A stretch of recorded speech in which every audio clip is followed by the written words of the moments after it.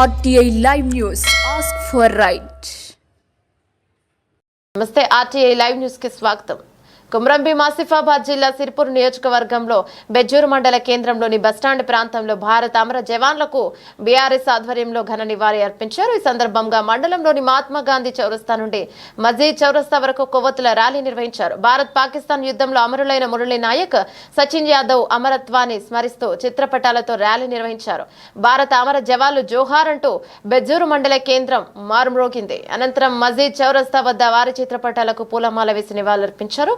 ఈ సందర్భంగా మండల అధ్యక్షులు బూసా సారయ్య మాట్లాడుతూ రాష్ట్ర నాయకులు డాక్టర్ ఆర్ఎస్ ప్రవీణ్ కుమార్ ఆదేశానుసారం భారత్ పాక్ యుద్ధంలో అసువులు బాసిన అమరుల జ్ఞాపకార్థం వారి ఆత్మ శాంతి కోసం మండలంలోని నాయకులందరూ ర్యాలీ నిర్వహించడం జరిగిందన్నారు. భారతదేశంలో తలుచుకుంటే పాకిస్తాన్ ప్రపంచ పటంలోనే కనిపించదని తెలిపిన ఆయన దుశ్చర్యలు మానుకోవాలన్నారు.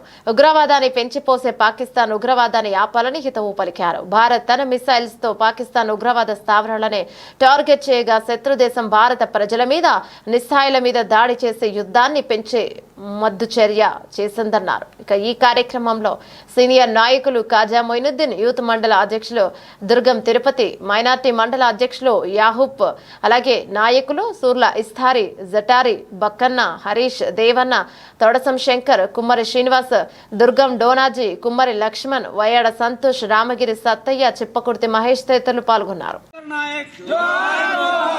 అమరవీరుడు శంకర్ నాయక్ జోహార్ జోహార్.